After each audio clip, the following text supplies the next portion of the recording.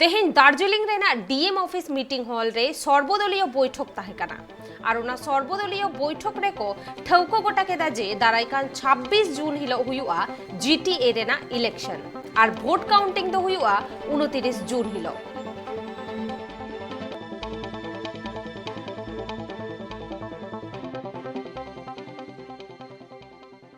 GTA election Raina date लई छटियर तायम BJP party को बिरुदेदा GTA बाचनाओ आ नुआ बाबते नुआरेना तेला एमकाते टीएमसी रेन मारांग अगुवान कुणाल घोष लेके दाय जे बीजेपी पार्टी जीटीए इलेक्शन बांग को जीत कर दाड़ेयाते ओना इदिकाते विरोध को सदरेदा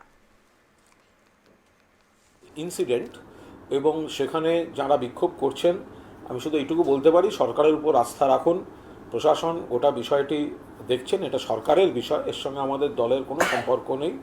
কিন্তু যদি কারো সত্যিকারের কোনো যন্ত্রণা থাকে অনুরোধ করব যে অন্য কোনো রাজনৈতিক কোনো শক্তি কোনো প্ররোচনা দেবে তার মধ্যে পা দেবেন না।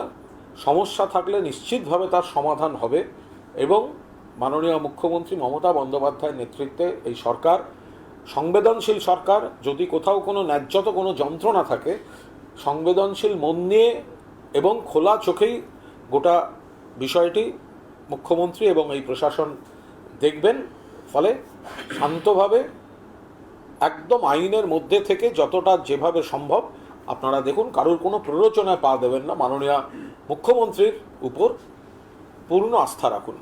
আমাদের একটা কথা, রাজ্যপালের উচিত আগে সিবিআইকে ডেকে পাঠানো যে এফআইআর নেম শুভেন্দু অধিকারীর বাড়িতে সিবিআই হানা দেয়নি কেন।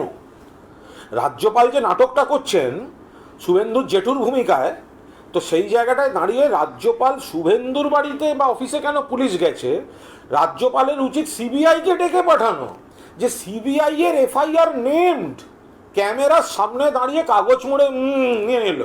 তো এবার সেই এফআইআর নেমড তাকে কেন ডাকা হচ্ছে না, আর এফআইআর নেমড কি করে রাজভবনে গিয়ে জেঠুর কোলে বসে দোল খায়। এই রাজ্যপাল বিজেপির দলালি না করে আগে উচিত সিবিআইকে ডেকে জিজ্ঞেস করা যে মামলায় তৃণমূল নেতাদের বাড়ি যাচ্ছেন সেই মামলায় শুভেন্দু অধিকারীকে আগে কেন অ্যারেস্ট করা হচ্ছে না।